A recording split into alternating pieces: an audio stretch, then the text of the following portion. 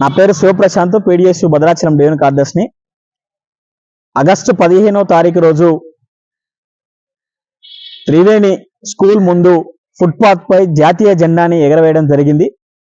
జాతీయ జెండా ప్రభుత్వానికి సంబంధించినటువంటి చట్టాలకు విరుద్ధంగా స్కూల్ సంబంధించిన దానికి ప్లే గ్రౌండ్ లేని పరిస్థితిలో, దిక్కుదోని పరిస్థితిలో ఈరోజు ఫుట్పాత్ మీద ఎగరేయడం జరిగింది.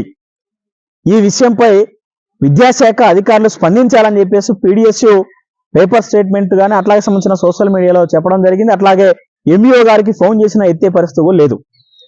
ఎంఈఓకి ఎన్నిసార్లు సమాచారం ఇవ్వాలని చెప్పేసి ఫోన్ ద్వారా సమాచారం ఇవ్వడం కోసం ప్రయత్నం చేసినా కానీ, అట్లాగే ఆఫీస్కు పోతే ఆఫీస్లో లేనటువంటి పరిస్థితి లేకుండా ఆయన ఇష్టార్థంగా వ్యవహరిస్తున్నటువంటి విద్యాశాఖ అధికారి ఇక్కడ లోకల్ ఎంఈఓ సమ్మయ్య గారు సమాధానం చెప్పాల్సినంత అవసరం ఉంది.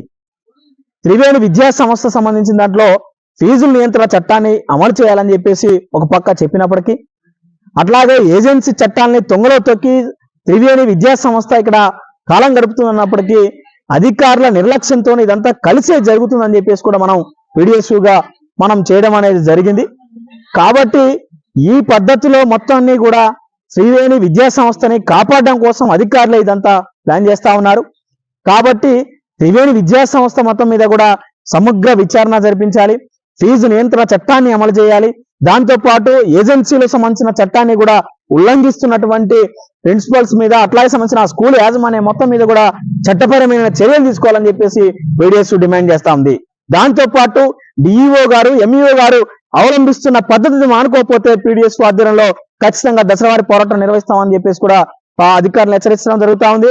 దాంతోపాటు ఏజెన్సీ చట్టాన్ని తొంగలో దొక్కున్నటువంటి త్రివేణి విద్యా సంస్థ సీజేంత వరకు మా పోరాటం నిర్వహిస్తామని చెప్పేసి, అట్లాగే ఈ అవినీతి మొత్తాన్ని మీద కూడా ఖచ్చితంగా సిబిఐ విచారణ జరిపించాలని విద్యాశాఖ అధికారులకు సంబంధించినటువంటి వారిపైగా, అట్లాగే సంబంధించిన ప్రైవేట్ యాజమాన్యంపై కూడా సిబిఐ విచారణ జరిపించి ఖచ్చితంగా ఏజెన్సీ తల్లిదండ్రులకు, విద్యార్థులకు న్యాయం చేయాలని చెప్పేసి పీడిఎస్ డిమాండ్ చేస్తా ఉంది. రానున్న కాలంలో విద్యార్థులు ఐక్యం చేసి ఉద్యమాన్ని రెచ్చగొడతామని చెప్పేసి, ఉద్యమానికి సంబంధించిన దానికి ఎక్కువ చేస్తామని చెప్పి ప్రభుత్వాన్ని డిమాండ్ చేస్తా ఉంది.